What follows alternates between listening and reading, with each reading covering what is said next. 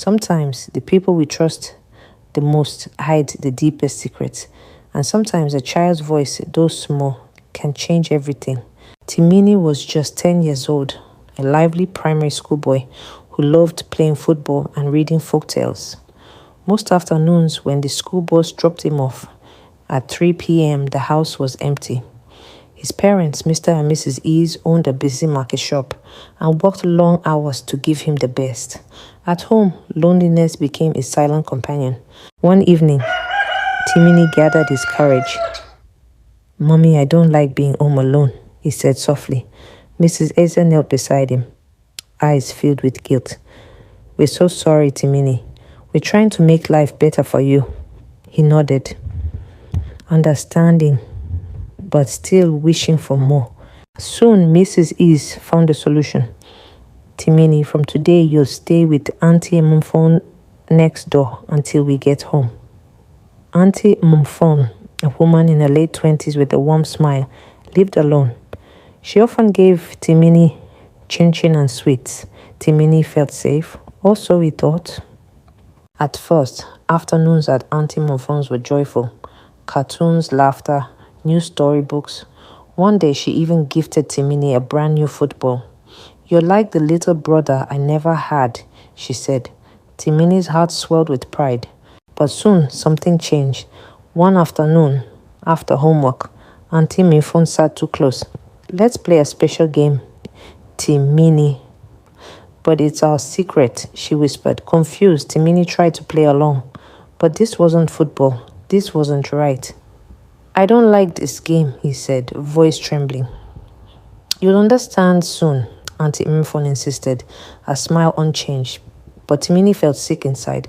Night after night, the fear crept in. Timini started wetting his bed again, something he hadn't done in years. Shame wrapped around him like a heavy blanket.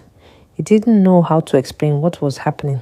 At school, Mrs. Okafor, his kind-hearted teacher, noticed. Normally cheerful, Timini now sat silent, eyes glued to his desk. "Timini, is everything okay?" she asked softly. Tears brimmed in his eyes.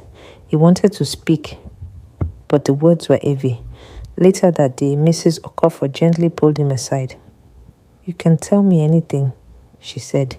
Finally, his voice broke through the fear. "It's Auntie Mumfon. She makes me feel uncomfortable." Mrs. Okafor listened carefully. "Thank you for telling me, Timini. You are brave. This is not your fault." She immediately involved the school counselor and principal. Timini's parents were called. Mr. and Mrs. Ayres listened in shock. Heartbreak painted across their faces. "We are so sorry, Timini," his mother wept, hugging him tight. "We should have protected you." The police were contacted. A kind officer spoke to Timini gently, assuring him he had done the right thing. Auntie Mumfon was arrested, and the community finally saw the truth hidden behind her friendly smiles. Determined never to leave their son alone again, Mr. and Mrs. Ayres rearranged their lives. They also found Timini a counselor, someone to help him heal. Slowly, the nightmares faded. The bedwetting stopped. Timini started smiling again, playing football, laughing louder than before. One day, he approached Mrs. Okafor at school. "Thank you for helping me," he said, his voice full of gratitude. "You're very brave, Timini," she replied, smiling warmly. And he was. He learned that even the smallest voice can make a difference, that it's always okay to speak up, that there are always people who will believe, protect, and fight for you.